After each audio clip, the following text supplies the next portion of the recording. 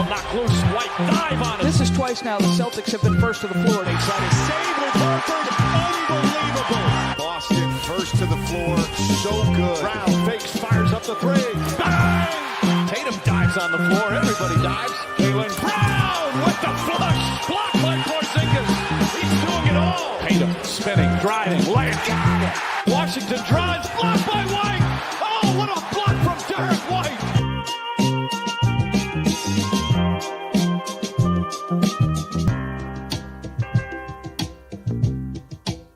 Welcome in, first to the floor. Ben Vallis here, along with Jake Eisenberg and Jackson Bauer, the full Aussie contingent of the podcast. Of course, missing our New Zealand and West Virginian correspondents. Plenty to get to, though. Jake, Jackson, how you guys doing? It's good. It's good to see Jackson. It's good to see Ben, the largest of the islands in this part of the world, showing up tonight. Good to see. You got to call Ben the largest island of the three of us. Yeah, jeez. Still works, I suppose. Haven't exactly been watching what I've eaten lately, but that would be a compliment. I would love to be the biggest island. Big island. Yeah, that's a top name, top nickname. yeah, Jackson, it's been a while since I think we've had you on. We did repost the the pod we immediately did after winning the 2024 championship recently. So I was listening to that and getting a heavy dose of Jackson, which was great. How you doing, man? Yeah, great. It's been a hot minute since I've done one of these. I think Jake and I, we did game 3 of that ill-fated New York series. But since I've been on the podcast format, I've actually been to Boston. I've actually seen the old version of the Celtics with my eyeballs. And it was an absolutely life-changing experience. And man, everything's good. Everything's great. Good to be hanging out with you again and see your wonderful faces in real time. You went to the Lakers home game, if I'm not mistaken, where Tatum had 40, Jaylen was locking up Luka, Horford was switching on to LeBron, and it was just a good old-fashioned Celtics-gasm.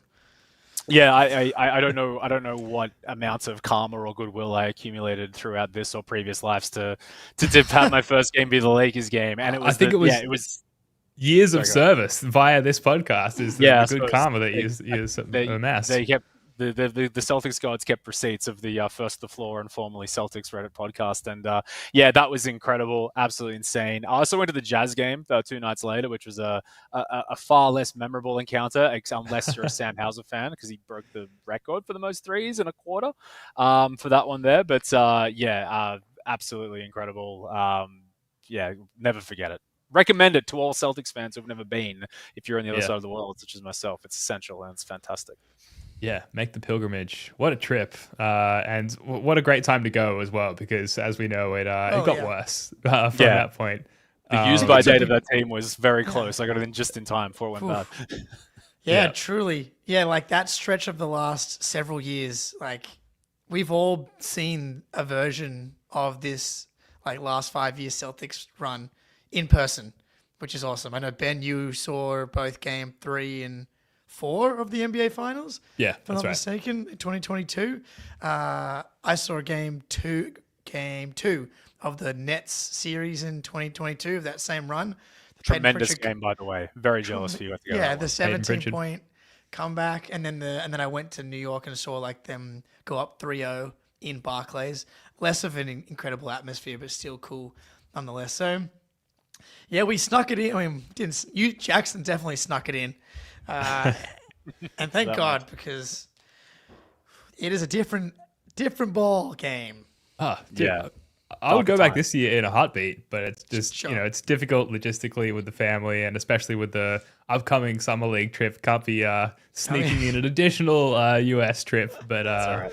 Hugo Gonzalez is going to have a long and profitable career. You'll have plenty of time to bask in his glory later on. So thank you. That makes me feel a lot better. That's good to know. So a little bit later, we are going to be jumping on the Patreon, continuing the live stream over there, talking about how the Lakers media are manufacturing fake Sam Hauser trades, and also how Brad did our guy Miles Chuck Norris dirty, letting him go, no longer signed with the Celtics on a 2-way deal. But first, Joe Mazzulla, Joey Maz, a multi-year contract per team policy. The details were not disclosed. I thought I had a quote here from Brad Stevens about how, here we go. I do have a quote here. I'm doing okay here. So in the press release, Brad was quoted, quote, "We're very happy Joe has decided to extend with the Celtics. He understands the job and has a passion for the Celtics that is only rivaled by our most diehard fans." Come on the pod, Joe.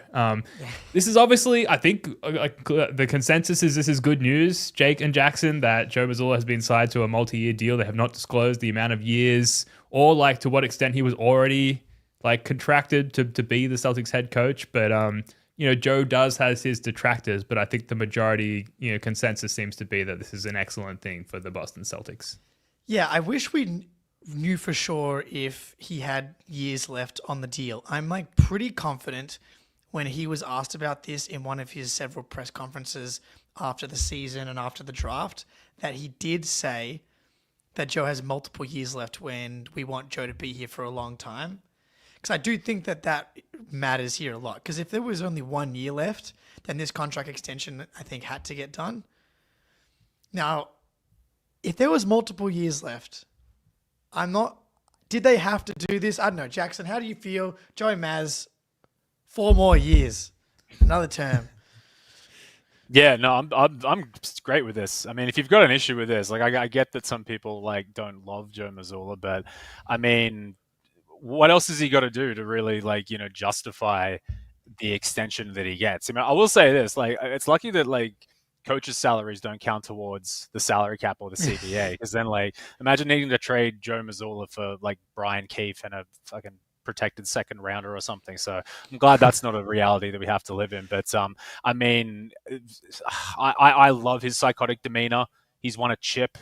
Brad clearly loves him, and if Brad loves him and Brad trusts in him, then I'll whatever Brad says, I will follow accordingly. So no, this is fantastic news for me. And am I wrong in thinking that? Do you guys feel the same way?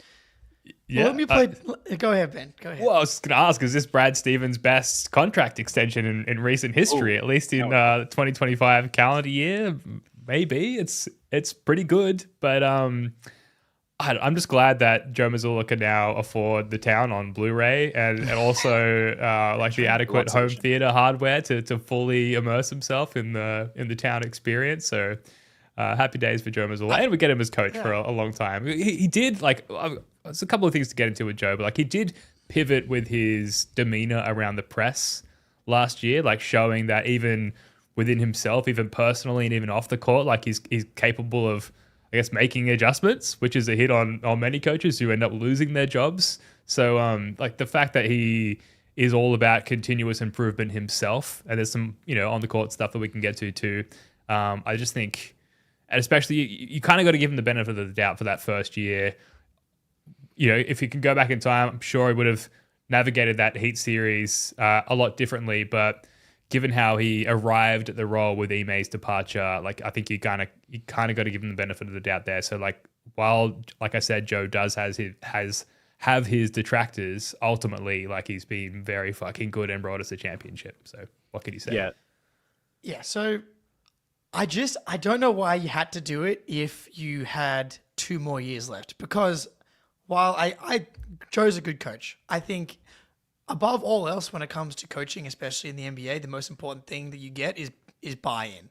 Obviously, you want a high level of schematic X's and O's, but the most important thing is like, can you get superstars? Can you get a team of like a talented team, multiple veterans, champions, like to come together, all buy in for a collective goal? And I think through 3 seasons, he has that, and you can tell that players around the team, while they think that he's insane, as I think is just clear, they love him for that. And so that's like the most important thing. On the other hand, though, the Heat series, I agree, like that season is hard to like fully assess him for, because he was thrown into the job like the week before the season started. And that series, the shooting that the Heat experienced was just truly historically of an outlier as far as all the 3-point shots that they made. The Caleb Martin shooting 50% from 3, similar to Kristaps Porzingis' 4.4 points for the Knicks series, is ingrained deeply inside of my brain.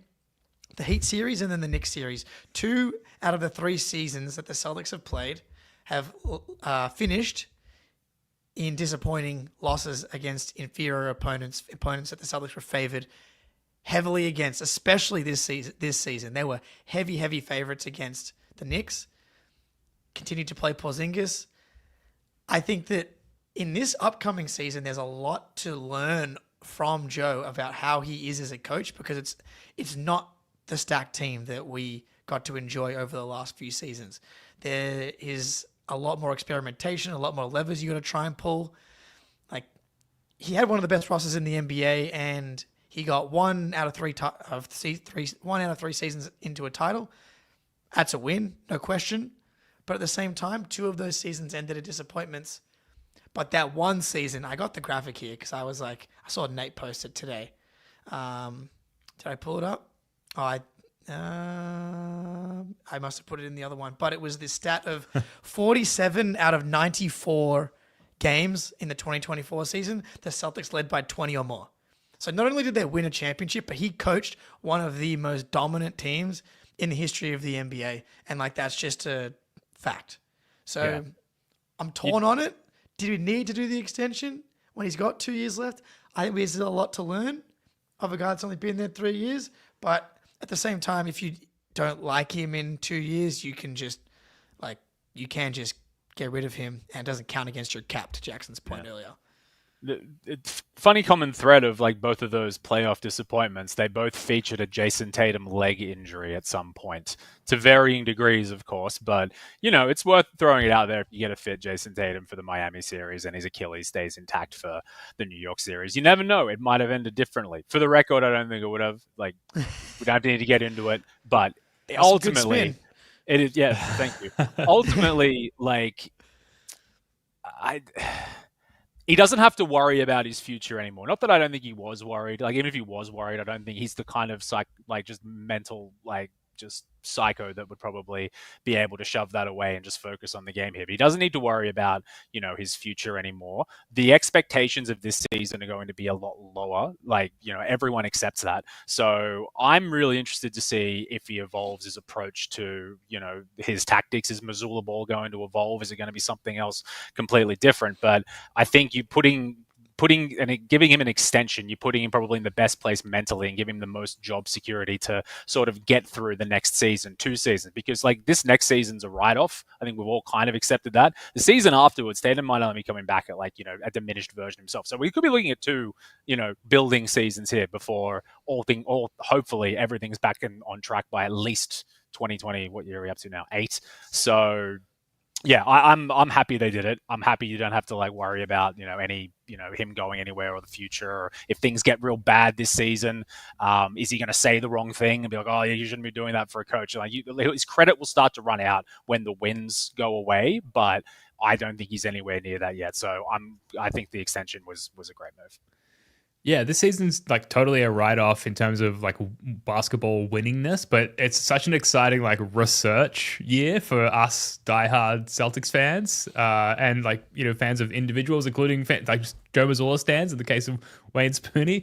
But it is going to be interesting to see how he responds this year in terms of style of play, because I think stylistically we've seen it very recently. The league has shifted a little bit, and he's going to need to shift stylistically to stay with that, but also just with the personnel as well. How does that work? And to what extent do we see a Joe Mazzulla bump like we used to see a Brad Stevens bump with talent diminished rosters as well? Is that a thing that we're yet to uncover with Joe Mazzulla? But getting back to, is this or isn't this good?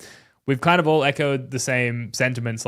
He has these detractors. He has some really fairly critical moments where you're fuck, you were the underdog a couple of times. Like you said, Jake, we lost in those instances. And yet, I know Jake and Jackson, you are both stoked with the extension of Joe Mazzulla. So Jake, how do you phrase that? How do you justify that? Yes, there are some glaring concerns with Joe Mazzulla, and yet we're incredibly happy with the extension. So where does the happiness come from despite those concerns?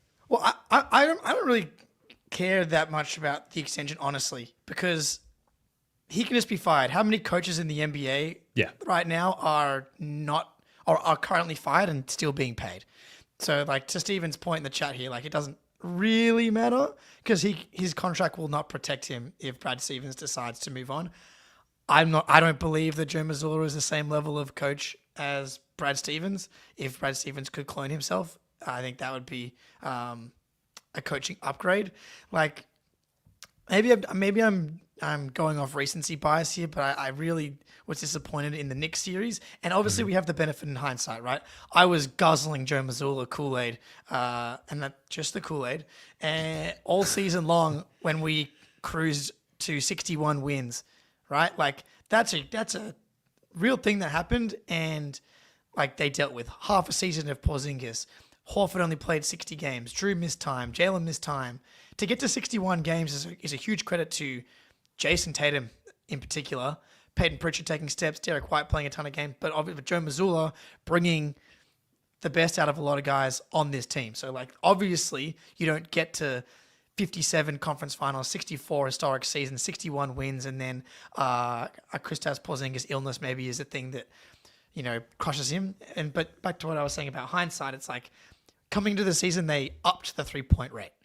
And in hindsight, probably we should have, you know, lent more into a more diversified offensive approach, because by the time we got to that Knicks series, shooting threes was just like they were kind of robots, and they shot so many threes in that Knicks series, especially down the stretch.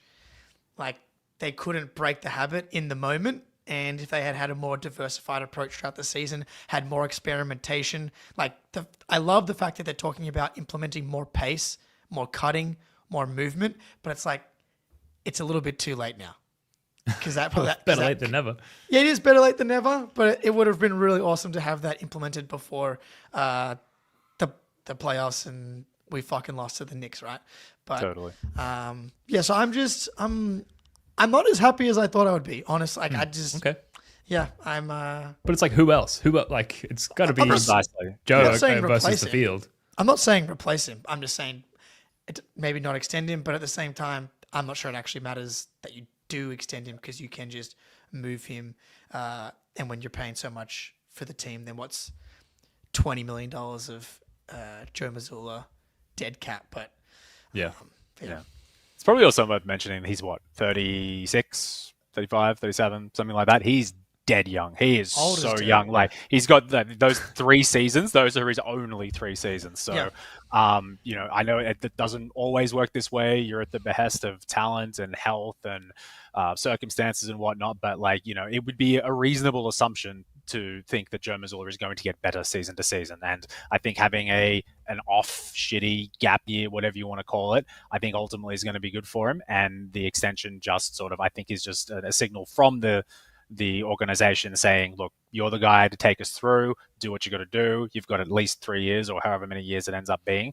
So yeah, I think he's got a lot of room to grow as well. Yeah, he's in like my top 5, like, developmental curiosity rankings this year. Like maybe wedged somewhere between, I don't know, Josh Minot and Jordan Walsh. I think it's a big developmental opportunity. The jury's out on Baylor Shire, but at least from my perspective, I've shared my thoughts with a lot of verbosity over the past couple of weeks. But yeah, Joe Mazzulla, I think, is like, he is up there with the most important candidates as far as like what can you show us this year as far as its importance with Jason Tatum coming back a year down the road. I think is fair to say. And talking about buy-in, perhaps the extension is like, if you need buy-in towards your coach, you, of course, need the coach buy-in, and what better way to get that than throw a fuckload of money at him? I don't know. I'm speculating. I mean, I'm always speculating, but especially now. Here's an interesting little tidbit, though. So, like, the last several years, the coaches that have won the title have been relatively new. Mark Daigneault hadn't been there that long. Joe Mazzulla hadn't been there that long. Malone and Steve Kerr had been there for a while. Budenholzer had been there, 3-4 years. Frank Vogel, he was new to that Lakers team. Nick Nurse to that Raptors team, hadn't been there a ton of time. Ty Lue with the Cavs, that he won in his second season with the Cavs. Steve Kerr won in his first season. I don't know. That fresh voice it's interesting. And maybe Mazzulla's like the bridge here. And then, like, in order to get over the hump the second time for Banner 19 and 2030, 2029, there needs to be another coach. I don't know. Just flagging We'll it. see. Just flagging We'll it. see. Any other points on the Mazzulla thing before we get to an ad read and get onto the spicy Bob Cousy comments? No, I think I'm good on Joe. Nah, give me the ads and give me the spice. All right, let's get a quick word from our mates Another over at Prize Picks. That's right. Prize Picks time, baby. Travion Henderson, first touch as a New England Patriot, 100-yard punt return for a tutty. We will be smashing more when the time comes and the regular season rolls around. In the meantime, we got WNBA, we got socks. But tomorrow, Paige Beckers. Sadly, no Caitlin Clark, still injured. So no Paige, Caitlin Toole, but we can go more on 18.5 points for Paige tomorrow. Download the app today, the Prize Picks app that is, and use code CLNS to get $50 instantly after you play your first $5 lineup. Download the app today, use code CLNS to get $50 instantly after you play your first $5 lineup. Prize Picks, run your game. Shout out Prize Picks. Shout out the CLNS Media Network for presenting this show and many other great shows. They continue to cook throughout the off season, and they continue, thankfully, to platform us, which we're very appreciative of. Bob Cousy, maybe not so appreciative of Jaylen Brown. Let's dive in. So from the Boston Globe, Celtics legend Bob Cousy on Jaylen Brown. Quote, Jaylen is not quite at the superstar level that Jason Tatum is at. Can he carry the load by himself? Question mark. I see a major rebuilding effort here. Jaylen certainly won't bring them to the promised land. And some of the questions to come out of that is like, why would he say this publicly? I think the easy answer is like, because he was asked. Yes. I don't think he's like singing it from the mountaintops from his aged lungs. And I mean, discuss, guys. Like, what are we? I mean, I guess about this. Come on. The sort of conversation nullifying like question from that is like, are we learning anything from this that we don't already know? And sadly, I think maybe the answer is no. I mean, Kuz knows ball is what I took away from this, is that he sees the writing on the wall. And yeah, it was his 97th birthday. Shout out Kuz, having his weekly shrimp cocktail, hanging out with his buddies. Really, I would love to be 97 and as coherent as Bob Cousy. Like, if my takes are this good at 97, like his takes are better than mine already. He's got 60 plus Come on the years. pod. Yeah, Let's go, granted he is, maybe one of the greatest one of the greatest point guards of all time. But yeah, he also went on to say, like, I can't believe, like, how the fuck did we lose to the Knicks? That was like, those guys were clearly frauds and they proved it in the next round. Like, he's absolutely right. He said that he had criticism for the 3-point shot, kind of saying you shouldn't be allergic to attack the basket.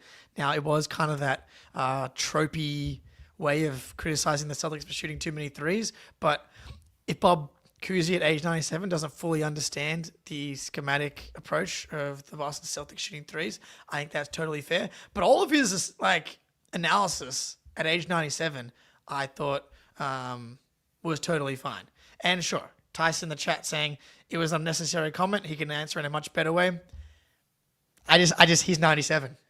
He's old. He had some Old pretty people well. don't give a shit how they sound or if they offend anyone or if it comes off or even if it's thought through, man. He's just shooting from the hip. A very educated and all-time hip, having said that. But yeah, you said earlier that, like, you know, he was asked about this. You know, it was his birthday. Something was going on. The journalist came. They probably spoke for an hour, and of the 10 minutes, I didn't read the Boston Globe article, by the way, so maybe there's more context to this. But if you just read it like aggregated, or if you just read like a summary of it, sounds awful. Sounds very blunt and very damning. But once again, like, he doesn't go on to say Jaylen Brown sucks. He's saying things that all of us, as you just said, probably accept and agree with. Maybe we wouldn't put it as bluntly as that, but at the same time, like, Jaylen Brown probably doesn't. I mean, I'm sure he cares a little bit, but Jaylen Brown probably accepts on some level that he is not as good as Jason Tatum. He'd never say it, but he probably thinks it like. You on think some he accepts level. that? I don't think he accepts that.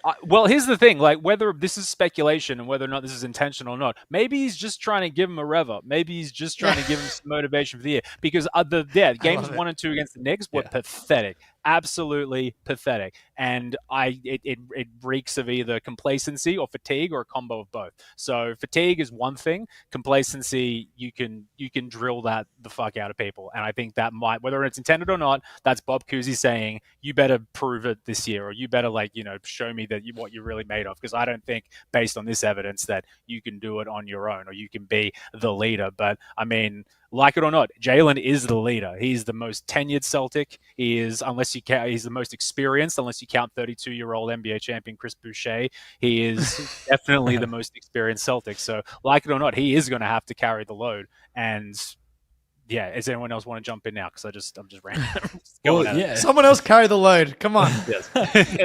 Kuz playing point from the wheelchair behind the desk there, just blowing smoke up JB and trying to light a fire under him before a season where he will be under the spotlight. Maybe the only spotlight, as much as we just talked about some attention being on Joe Mazzulla. People are going to be, for better or for worse, hypercritical of Jaylen Brown this year, because any success that we might be capable of is going to stem from him and to an almost equal degree Derek White as well. So it's just with Bob Cousy's watching the same game we are, and whenever we've sort of had to rely on Jaylen Brown for either high stakes situations or extended situations over a longer period of time, we've maybe seen. I need to be careful here, because whenever we say even something slightly sort of detrimental against Jaylen Brown, we get a lot of blowback in the comments. And so I need to qualify this with I love Jaylen Brown so much. He's one of my favorite Celtics / players of all time. But we know the flaws, and unfortunately, when you have all of a defense's attention, those flaws are magnified. And I think Jaylen would be the first one to tell you that, probably.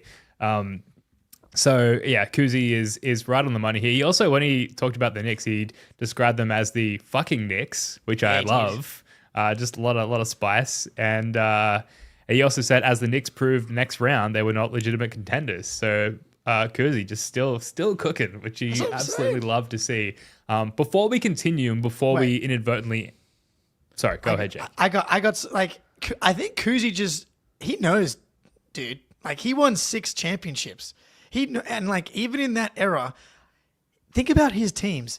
He won all of his titles with Bill fucking Russell and Tommy Heinsohn, and Sam Jones was on those teams.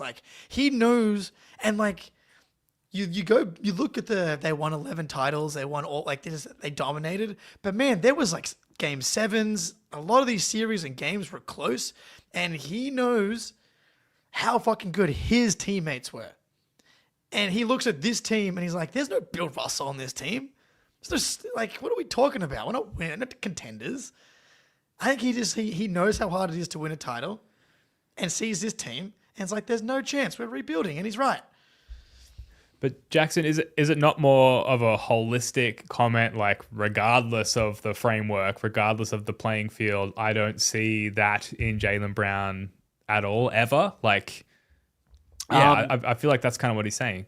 If that's what you're reading into it, and that's what people are reading into it, fair enough. I'm not necessarily getting that, because I think if he came on the podcast, Kuz, always a spot for you, and we gave him the time to elaborate his thoughts, he might end up saying never rated Jaylen Brown. 2024 was a fluke. He's number 2. Can you imagine? At absolute best, never number 1 in any circumstances. No left hand. The clips. No left hand. Yeah. We could inadvertently start some civil war among Celtics fans. But be that as it may. No, I don't think he's slagging off Jaylen Brown here. I think he's giving his honest opinion on what's going to happen to the team. So, thought experiment. Let's just pretend it was Jaylen Brown's Achilles that went away, and you've just got Jason Tatum in this team. I think the roster moves still happen. I think you maybe talk yourself into like paying the tax with Tatum, but realistically, like this team had reached its shelf life. So if you've got Jason Tatum in there with Derek White, with Peyton Pritchard, with a whole bunch of no front court, and all the other end of bench guys that we have to see as starters now, like what's the difference? What's the win total difference? 5-6 wins? Like are we a 45 win team instead of a 38 win team or whatever? I don't know, but like I think Tatum would be marginally better, but I don't think it would look that much different if you swap the two of them out. I could be dead wrong about that, but I think it's more of an easier call. It's not a hot take at all to say that Jaylen Brown is not going to be able to lead us into any form of meaningful contention or playoff run. If it was Tatum, yeah, maybe, but also probably not. Like, am I wrong? Do you guys agree with that? Yeah, I think saying that Jaylen Brown can't lead our team as the best player on it to a title is not hot at all. Opposite of hot, cold, some would say. Top 15 guys being pretty generous. Has made All-NBA once. Like, the list of guys that have... Like, Tyrese Halliburton being the best player on the Pacers and making it to the finals as a guy that was, like, fringe All-NBA, but then he played, like, much closer into, like, the top 10 range throughout the playoffs, especially with, like, the clutch shot making. Still a massive outlier. Like the Phoenix Suns in 2021, the team that lost to the Bucks, like Booker and Chris Paul were closer to the Jaylen Brown level, and they lost. So it can happen, but the team would need to be really fucking good and perfect around Jaylen Brown in order for them to have a chance. But yeah, we're talking top 15 is on the generous side, I think. Yeah. Well, I think. Sorry, go ahead, Jackson.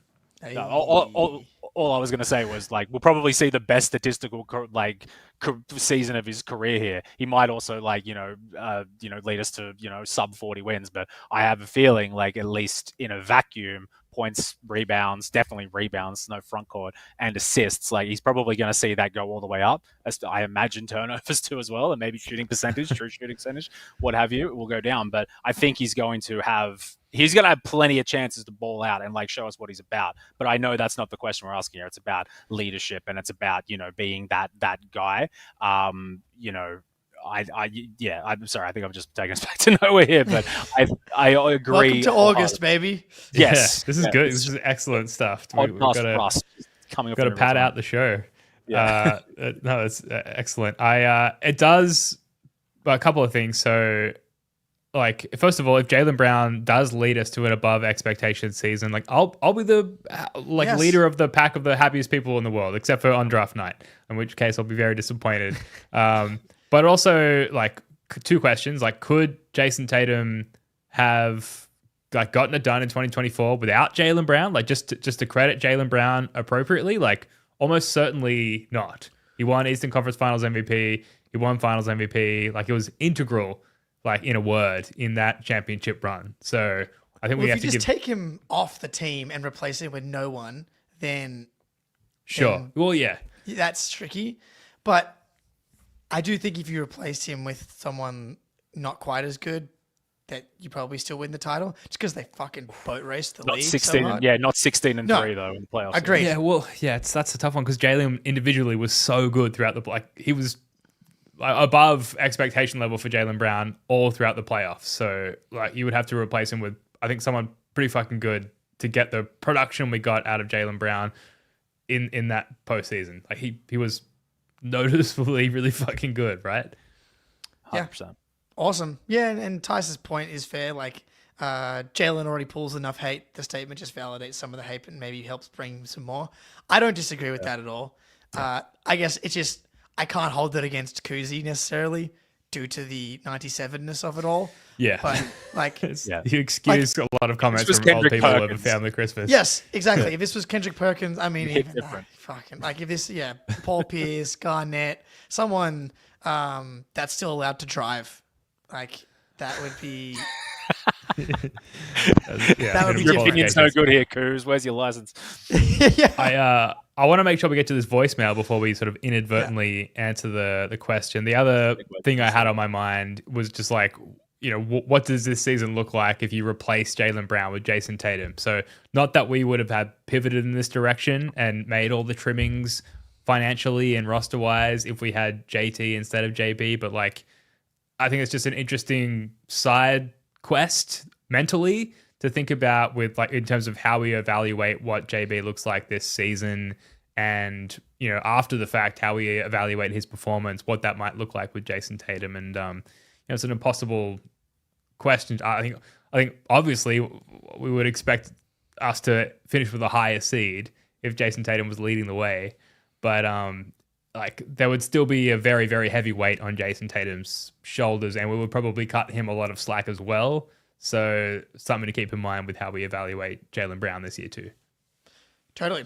Wait, so you want me to answer that before the voicemail, or? It's probably a good time to get into the voicemail, but before that, we do have to pay the bills again as I team myself up here as we hear from our friends over at Game Time. Game Time, the first of the floor crew are going to be heading over to Las Vegas for Summer League 2026, and we are absolutely going to be buying all of our tickets through Game Time, which genuinely is a fantastic platform that if you're not using, do yourself a favor, get on board. Game Time makes getting tickets to all types of events even faster and easier, and prices on the Game Time app actually go down the closer it gets to tip-off. With killer last-minute deals, all-in prices, views from your seat, and their lowest price guarantee, Game Time takes the guesswork out of buying tickets. Last time we were in Vegas, we were outside the Thomas & Mack Center before the games, sniping last-minute deals using the Game Time app. It was very effective. They offer last-minute tickets, flash deals, zone deals, and even event cancellation protection, which, by God, we absolutely needed last year after that first night in Vegas. Save up to 60% off buying last-minute for sports, concerts, comedy, theater, and more, and take the guesswork out of buying NBA tickets with Game Time. Download the Game Time app, create an account, and use code CLNS for $20 off your first purchase. Terms apply. Again, create an account and redeem code CLNS for $20 off your first purchase. Download Game Time today. Last minute tickets, lowest price, guaranteed. Shout out Game Time. Should we get to the voicemail and then we'll keep cooking here? Let's do it. All right, let's do it. All right, I got a question. Is there any chance that Jaylen Brown is actually him? Right? I'm not a big JB guy. I mean, I love what he's done for the Celtics. I don't think he's ever been close to the level JT has been. But does JB have an actual argument to say, hey, you know what? I've never really had the opportunity. When I've had opportunities, I've done decent. If I have a whole year to myself, I really am a dog. I really am an alpha. We have seen moments. We saw him in the playoffs series against Orlando come up with some wins. We've seen him do his thing. Can he do something? I think he did the Orlando thing. I don't know. But is there any chance that he's actually just him? He comes out and he drops like 36 and 5 next year and we win games? I love it. Jackson, what do you take this one? We rarely direct any of our listener voicemails to you. So to use, I want to get the username correct here. Rondo Real Estate? Thank you. Rondo Real Estate's parlance. Great voice and pretty clear on the mic there. So shout Very out good. to you. Yeah. Very professional. Is Jaylen Brown him, as he asks? I think asking him to be him over an entire season is a bit of an ask. I think you could very well see Jaylen Brown East Conference Player of the Month. Oh. That's not beyond the realms of possibility. I don't think you Move could over see Jordan Crawford. Yeah, I know. Well, yeah. let's hold our horses before we get to royalty. Say we're in the play-in and say he does Tatum against the Wizards. What was it, 5 years ago? And he goes for 50 something, gets us into a matchup with the 2 seed, and let's just say he pushes it like all the way, and he's just absolutely the best version of Jaylen Brown you can envision, right? Even the best version of Jaylen Brown you can envision is probably not getting us any further than the second round on his own back. Like, sure, we can dream, we can fantasize, we can imagine a world where it's just injuries and just crazy bullshit happening to everyone, and the playoff sea just parts for Jaylen Brown to just walk through with his his own what's his brand shoes 747 741 741 Boeing 747 yeah, his Boeing 741s through the playoff ocean, and he leads us to the promised land. Look, I'd be here for it. I wouldn't give a shit what kind of implications that would have for Jason Tatum and the composition of the team and everything like that. I'd take it on a heartbeat. But I mean, can you guys envision that happening even on the absolute best case scenario? For me, he's only going to be good enough for the best season of his career with this supporting cast is probably going to get us as far as the second round. That's as generous as I could be. So to answer your question, no, I don't think he can be him. If by him you mean like the number one guy on a championship team, Finals MVP, not qualifying here. But for me, it's a no. But I'd love to see him try his best to do that. Yeah, I think him to the extent of can you be the one on a legit contender is a big ask. Can he be him and the Celtics get the 5th seed instead of the 8th seed or the 9th seed because Jaylen Brown has a season that we don't quite see coming? I will say, like, if I had to bet my life on whether or not Jaylen Brown is going to take another big step forward and push his way into like fringe top 10, or perennial more like all NBA as opposed to like kind of getting lucky with injuries and the way that the voting breaks, I'd bet no. But if I had to sit there for an entire season, knowing that if Jaylen Brown does do that, make second team all NBA and push us to the 5th seed, he's not a guy that I would love to bet against. Jaylen Brown is like when I kind of after 2023 in that Heat series, when it just could not have ended worse. It could not have ended worse with the Miami Game 7, just like it's like that scene in Harry Potter where Harry and Lupin, that big closet comes out with all your fears when you open it, and Harry's got to learn that's where he learns how to defeat the Dementor. Like that was that game for Jaylen. That whole game was just his biggest fears come to life. And so after that, I kind of wrote him off. I'm like, fuck, did I toy around with a Scoot Henderson trade? Maybe. Disgusting behavior from me. He proved me wrong that next season. And as you said, Ben, like he went on to have an incredible season and like a hellacious finals and a hellacious playoffs. Like he was awesome.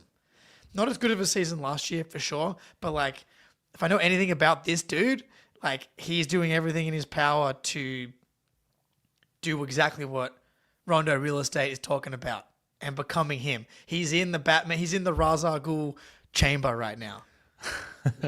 Yeah. Like logically, the answer is Jaylen Brown him? Like, I don't think so. But what makes it so spicy and what makes this season so exciting and like we're kind of like I want to say we're getting close. Like it's the 12th of August now. This is how I deal with like time. Like 7 mentally weeks. We're like 7 weeks. We get to September, that's only a few weeks away, and then it's all downhill from there in terms of like preseason basketball. We've got the Euros as well. So like in that sense, we are getting close. But what makes it so spicy with Jaylen is like, it's definitely possible. And it's easy to just look at last year and think, okay, like he's kind of coming down off of his peak, but he was injured last year. He's now, according to all reports, like healed and recovered and will be ready for training camp. And so with his injuries last year in mind, the last time we saw him healthy was in that incredible playoff run. So like if you can get back to that level, what does a team led by that absolute best version of Jaylen Brown look like? And yes, that absolute best version of Jaylen Brown that I'm talking about was surrounded by insane talent that is like long gone at this point, but it's not out of the realm of possibility that we get like an IT-ish season out of just like Jaylen Brown just cooking at the highest level with a total green light, with no pressure, with nothing at stake, and just like go out there and cook, my guy, every night. And what does that look like? And I'm excited to see that. And you know, then we get all the things that we've been hoping for with Josh Minot. Just like just hasn't had the opportunity yet. Sam Hauser's back, he's healthy. Like Peyton Pritchard has a green light as well, and he's allowed to cook. Derek White, like you see the pathway, and it's a small small glimpse at the light there through an otherwise dark tunnel. But what makes it so spicy is it's technically possible, and I wouldn't be shocked if we were like, holy shit, Jaylen Brown, like look at this version of Jaylen Brown. I wouldn't be shocked if that happened. So I'm excited in that sense. Yeah, man. Not a guy that's fun to bet against, I think, is my assessment of it. And a bunch of these guys, Pritchard, Derek, Jaylen, Minot. They get to revel in the comfort of being a low expectations underdog. Nobody believes in us, to quote Bill Simmons, kind of season. So in one respect, the pressure is off. But in another respect, there's a lot of pressure probably put on Jaylen Brown by himself.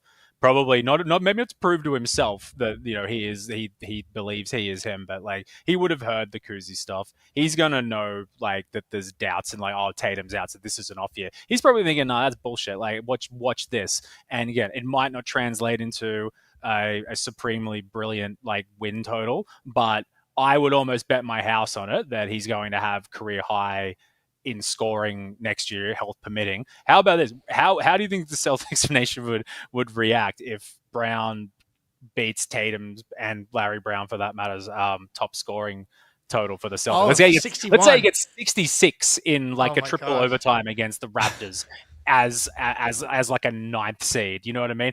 That would be great, but you just the way that it's colored and the way that the context of the season, it'd be like, this is great, but it's not really where we want to be still. But hell, that sounds like fun to me. I'll take that.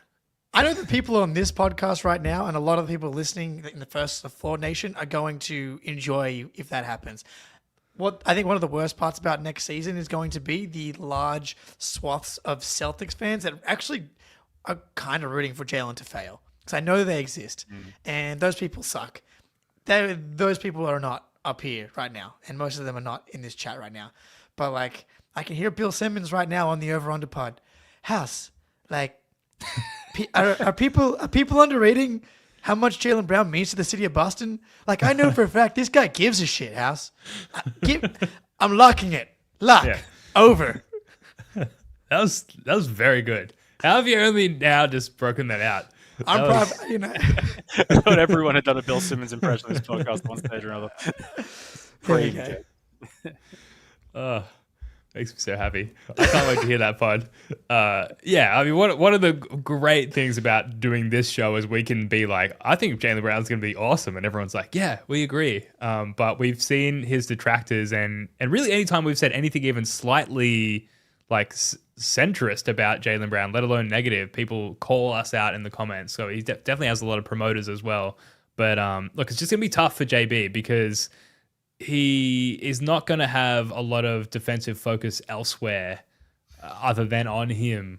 Even if not initially, then if he does start cooking and get to a point where he's having a big game, then like it's going to be an easy adjustment defensively for the opposition, and a tough year with that sort of thing schematically staring him in the face. So love Jaylen Brown, but he's a part of a great duo. He's not part of a great single amazing player. So could I have worded that better? Yes. No, that was Will Jaylen Brown perfect. have an amazing season? You're saying Possibly that not. Jaylen Brown is Meg White, aren't you? Yeah. Meg White, criminally underrated drummer. Never fell out of time. Just like Jaylen Brown is. Thank you very much. There we go. I love. Let's answer this question from Tice before we finish here. And then let's wrap. Most probable: Peyton Pritchard All Star, Derek White All Star, or Jaylen top 10 player. I think the obvious choice is Derek, but holy shit, am I not Peyton Pritchard pilled? Like, Derek. Oh man, a triple P. Dick pills. Good.